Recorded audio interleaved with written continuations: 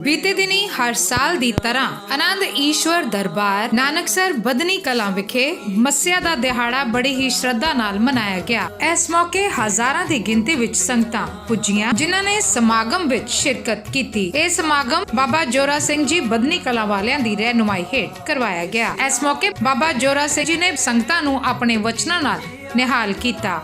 इस मौके गुरु के लंगर भी अटुट वरताए गए जो कि संगतां ने बड़े ही प्यार नाल छके। अब मारदे हां नजर समागम दियां झलकियां ते।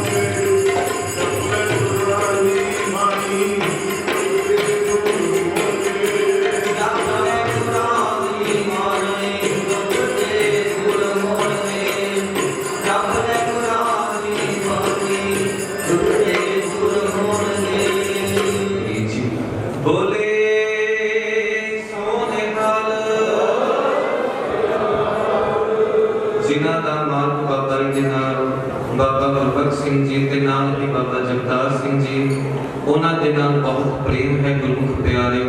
होर संसारिक लोकां संतां नूं जिस तरह जाणदे हन सो पए जानन, क्योंकि वो किसी दे समझाया नहीं समझते। अखीर विच भगत जी आखते हैं कि संत अनंत है अंदर नाई, पर मेरे ते इह किरपा करो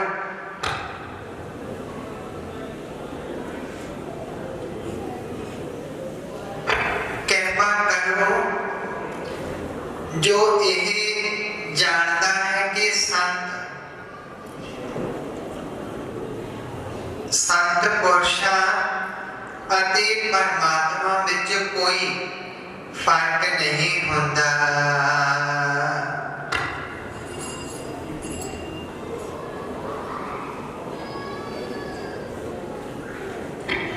आसा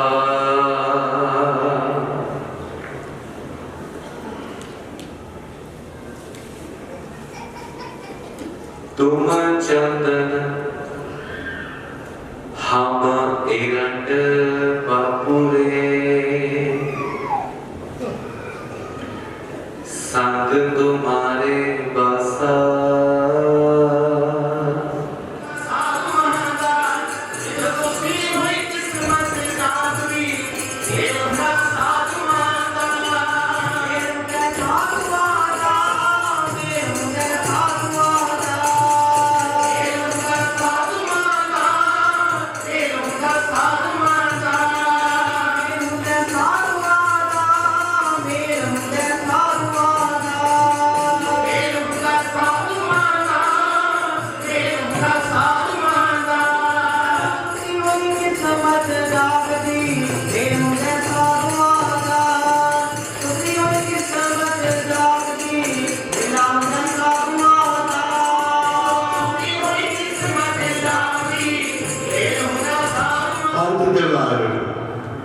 जो वाहिगुरु कहते हैं गुरु नानक साहब की रचना का शब्द है।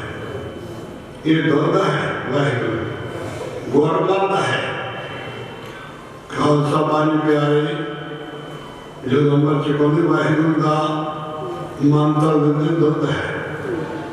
ये दो गुण हैं, पानी का भी रोटी का भी काम करता है।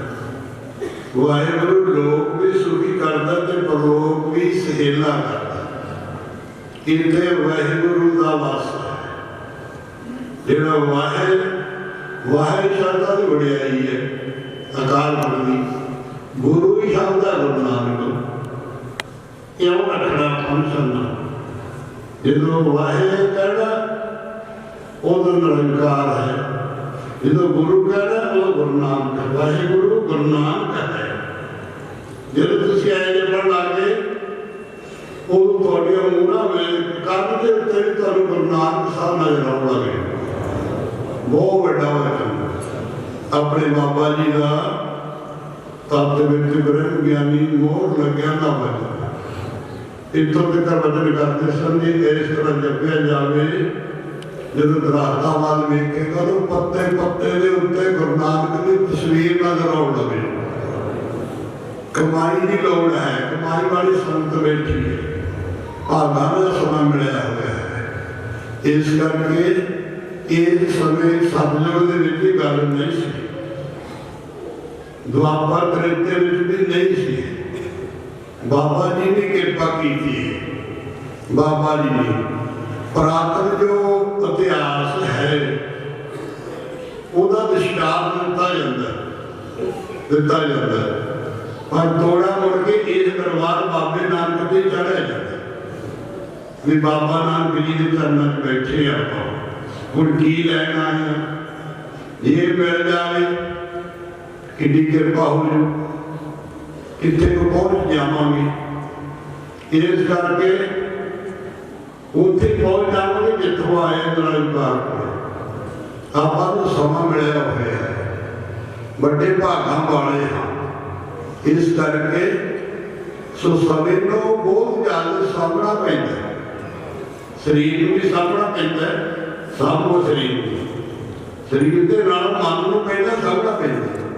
ਬਾਬਾ ਜੀ ਕਹਿੰਦੇ ਐਂ ਲੱਗਦਾ ਜਿਵੇਂ ਤੂੰ ਹਲੇ ਗੁਰਮਤਿ ਵਿੱਚ ਦਾਖਲ ਨਹੀਂ ਹੋਇਆ, ਨਾਲੇ 10 ਦੁਨੀ ਭੀੜ ਸੀ 1-2 ਲੱਖ ਦਾ, देखो क्यों हो गया ऐ ਦਾਖਲ ਨਹੀਂ ਹੋਇਆ।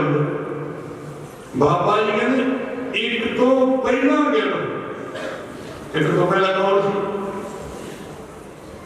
वो बाबा जी वाले देखने लग गए, उन्हें क्या नवी गल जी।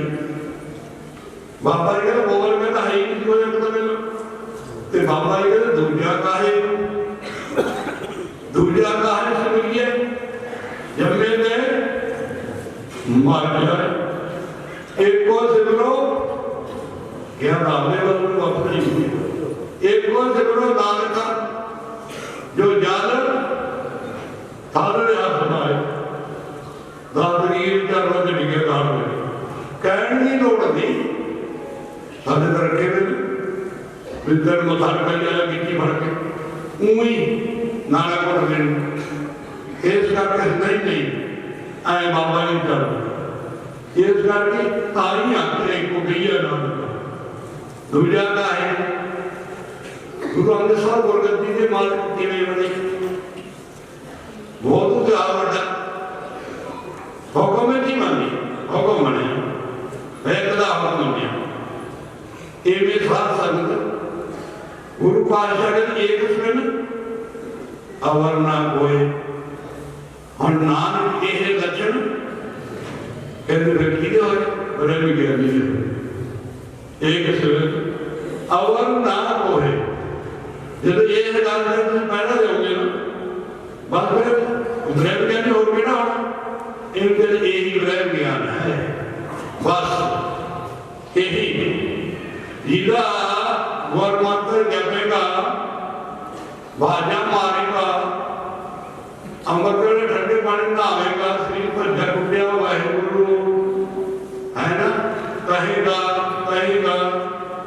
इन्नियां बाजा मारेगा करे ना भी कोई होवे क्वांटी पाई दे ते दूसरी गल है करे क्यों ना उनको बधाई करे साहब भाई ने करे देखो शाम का टाइम हो गया समाप्ति होगी जाती है मुसलमान वड्या कटिया शरीर ते कितनी फाड़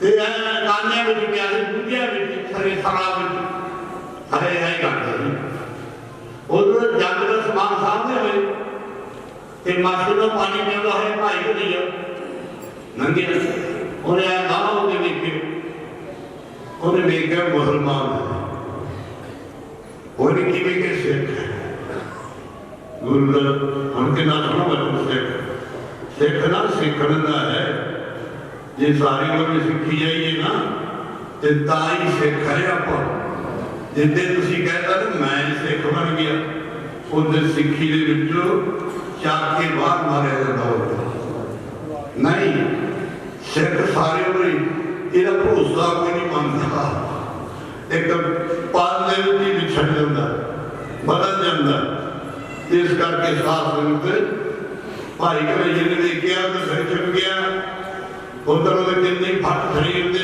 खून भाई घरेजी ने देख के नेड़े हो गए ਜਦੋਂ ਉਹਨੇ ਅੱਖਾਂ ਚੱਕਾ ਪਾਈਆਂ ਉਹ ਕਹਿੰਦਾ ਰੱਬ ਦਾ ਵਾਸਤਾ ਸਿੱਖਾ ਮੇਰੇ ਬੱਚੇ ਰੁੱਲ ਜਾਣਗੇ ਮੈਨੂੰ ਮਾਰੀ ਨਾ।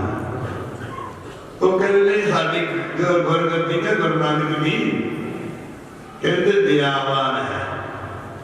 ਕਹਿੰਦੇ ਮੈਂ ਤੈਨੂੰ ਆਪਣੀ ਧਰਮਸ਼ਾਲਾ ਤੇ ਲਿਜਾਣਾ ਚਾਹੁੰਦਾ। ਲੱਤਾਂ ਥੱਲੇ ਹੱਥ ਦੇ ਲਿਆ, ਸਿਰ ਥੱਲੇ ਦੇ ਲਿਆ। ਭਾਈ ਕਹਿੰਦੇ ਯਰੀ ਤਕੜੀ ਸੀ, ਉਹਨੂੰ ਲੈ ਗਏ ਆ ਕੇ ਸਰਕਾਰੀ ਮਤਲਬ ਪੱਟੀਆਂ ਕੀਤੀਆਂ ਸਾਰਾ ਕਰਕੇ ਤੇ ਉਹ ਕਹਿੰਦਾ ਵੀ ਮੈਨੂੰ ਗੁਰੂ ਸਾਹਿਬ ਦੇ ਦਰਸ਼ਨ ਕਰਾ। ਦਰਸ਼ਨ ਇਹ ਆ ਕੇ ਦੁਆਨ ਸੁਣਿਆ। ਕਿੰਨੀ ਵੱਡੀ ਗੱਲ ਹੈ। ਪਹਿਲਾਂ ਤਾਂ ਭਾਈ ਕਨਈਆ ਜੀ ਦਾ ਜ਼ਿਕਰ ਆਉਂਦਾ ਤੇ ਫਟੜ ਹੋਏ ਨੂੰ ਪਾਣੀ ਪਿਆ ਦਿੰਦਾ। ਸਿੱਖ ਹੋਵੇ ਜਾਂ ਮੁਸਲਮਾਨ ਹੋਵੇ ਚਾਹੇ ਕੋਈ ਵੀ ਨੂੰ ਪਾਣੀ ਪਿਆ ਦਿੰਦਾ। ਦੇਖੋ ਤੇ ਬੇਨਤੀ ਕੀਤੀ ਸੱਚੇ ਪਾਤਸ਼ਾਹ ਜੀ ਭਾਈ ਕਨਈਆ ਨੇ ਲੱਗਦਾ ਨਹੀਂ ਵੀ ਇਹ ਛੁੱਟੀ ਹੁੰਦਾ ਮਿਲਿਆ ਵਾ ਹੁੰਦਾ। ਮਸਾ ਕੱਟ ਵੱਟ ਕਰਦੇ ਮੁਸਲਮਾਨਾਂ ਦੀ। ਉਹਨਾਂ ਨੂੰ ਪਾਣੀ ਪਿਆਦਾ ਉੱਠ ਕੇ ਫੇਰ ਸਾਡੇ ਨਾਲ ਜੰਗ ਕਰਨ ਲੱਗ ਜਾਂਦੇ। ਗੁਰੂ ਜੀ ਕਹਿੰਦੇ ਸਿੱਖੋ ਕੋਈ ਨਹੀਂ ਜੰਗ ਕਰੋ। ਅਸੀਂ ਕਹਾਂਗੇ ਕਿਹਾ ਨਹੀਂ ਗੁਰੂ ਮਹਾਰਾਜ ਕਿਉਂ ਅੰਦਰ ਜਾਣੀ ਸਭ ਨੇ ਜਾਣੋ। ਦੂਜੀ ਵੇਰ ਫੇਰ ਗਿਆ ਅਣ ਸੁਣਿਆ, ਤੀਜੀ ਵੇਰ ਫੇਰ ਗਿਆ, ਇਕੱਠੇ ਹੋ ਗਏ। ਗੁਰੂ ਜੀ ਖਾਲੀ ਤੁਸੀਂ ਕਿਹਾ ਨਹੀਂ ਕभी ਆਖੇ ਨਹੀਂ ਲੱਗਦਾ। ਅਸੀਂ ਕਹੀਏ ਗੁਰੂ ਜੀ ਕਹਿੰਦੇ ਭਾਈ ਕਨਈਆ ਨੂੰ ਸੱਦ ਕੇ ਲਿਓ। ਸੱਦਣ ਵਾਲਾ ਗਿਆ ਭਾਈ ਕਨਈਆ ਆਇਆ ਅੱਜ ਤੇਰੀ ਦੁਆਨ ਵਿੱਚ ਸ਼ਿਕਾਇਤ ਲੱਗ ਗਈ ਹੈ। ਸ਼ਿਕਾਇਤ ਬਹੁਤ ਸੋਹਣਾ ਭਾਈ ਕਨਈਆ ਸਾਰੇ ਕੰਮ ਛੱਡ ਕੇ ਕਹਿੰਦਾ ਸ਼ੁਕਰ ਹੈ ਜੇ ਮੇਰੀ ਕਲਗੀਆਂ ਵਾਲੇ ਕੋਲ ਸ਼ਿਕਾਇਤ ਲੱਗੀ ਹੈ। ਜਦ ਮੈਨੂੰ ਟਾਈਮ ਹੀ ਨਹੀਂ ਲੱਗਿਆ ਦਰਸ਼ਨ ਕਰਨ ਦਾ। ਕਰਮਾਂ ਵਾਲਾ ਜੀ ਨੇ ਮੇਰੀ ਸ਼ਿਕਾਇਤ ਲਾਈ ਹੈ। ਅੱਜ ਪੰਥ ਦੇ ਬਾਣੀ ਨੇ ਖੁੱਲੇ ਦਰਸ਼ਨ ਦੇਣੇ ਹੈ। ਕਿੱਦਾਂ ਸੋਹਣਾ ਲੱਗਦਾ। ਮੋੜ ਮੋੜ ਤੇ ਸਿੱਖੀ ਹੈ। ਦੇਖੋ ਤੇ ਸਾਧ ਸੰਗਤ ਚਲਿਆ ਗਿਆ, ਹੱਥ ਜੋੜੇ ਲੰਮਾ ਪੈ ਗਿਆ। ਭਾਈ ਕਨਈਆ ਤੇਰੀ ਸ਼ਿਕਾਇਤ ਆਈ ਹੈ। ਸੱਚੇ ਪਾਤਸ਼ਾਹ ਜੀ ਕਿਰਪਾ ਕਰੋ। ਮੇਰੇ ਕਰਮਾਂ ਦੇ ਜਾਨਾਂ ਤੇ ਮੱਥਾ ਟੇਕਦਾ ਜਿਵੇਂ ਇੱਥੇ ਸਦਾ ਸੋ ਮੈਨੂੰ ਬਖਸ਼ਿਆ ਹੈ ਨਹੀਂ ਅਗਲੇ ਤਾਂ ਮੈਨੂੰ ਮੇਰੀ ਸ਼ਿਕਾਇਤ ਪਹਿਲਾਂ ਉਹਦੇ ਸਮੁੰਦਰ ਤੋਂ ਭੇਜ ਦਿਓ।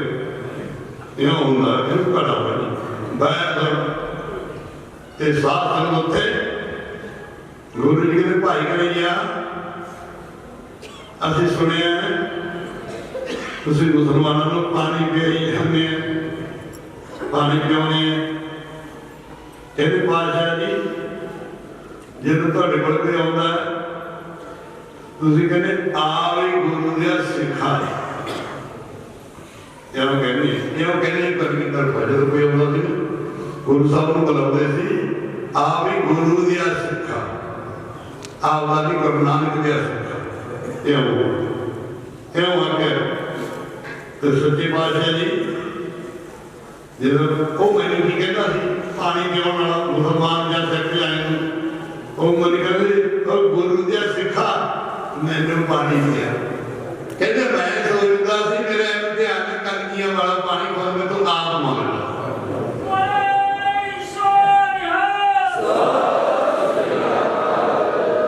ਕਹਿੰਦਾ ਮੈਂ ਤੇਰੇ ਧਿਆਨ ਤੋਂ ਡਰਦਾ। ਮੈਂ ਇੱਕੋ ਨੂੰ ਜਾਣਦਾ ਅਵਰ ਅੱਲਾਹ ਨੂਰ ਪਾਇਆ ਕੁਦਰਤ ਕੇ ਸਭ ਬੰਦੇ ਇੱਕ ਨੂਰ ਤੇ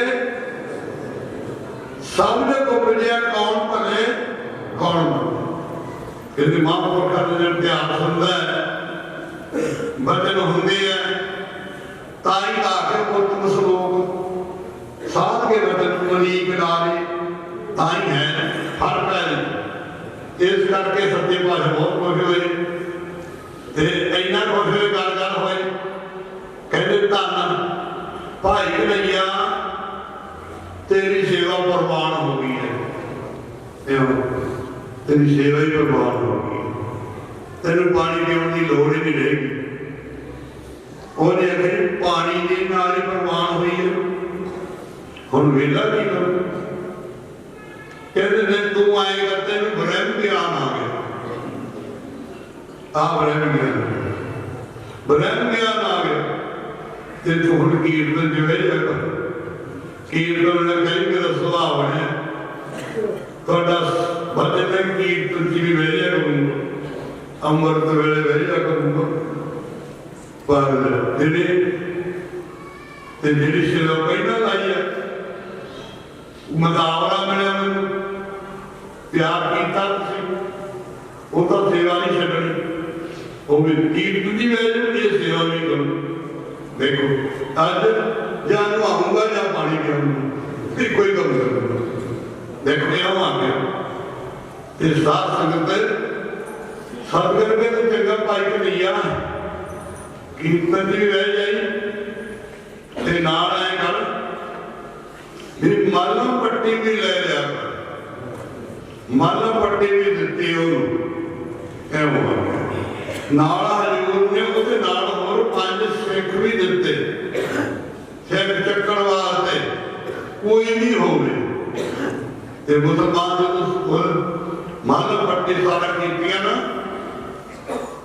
ते कोई दिना वाला हाथ जोड़ के ते भाई के जी नूं कहण लगा ना साडी को गद्दी दे विचों बैर नहीं जाता बैर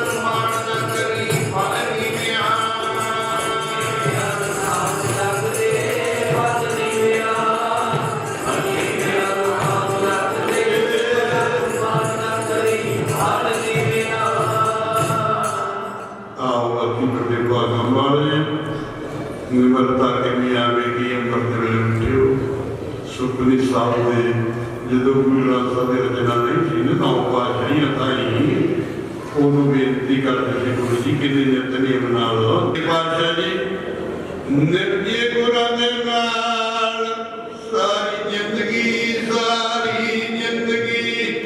मेरी निभजे साईं जी तेरे नाल सारी जिंदगी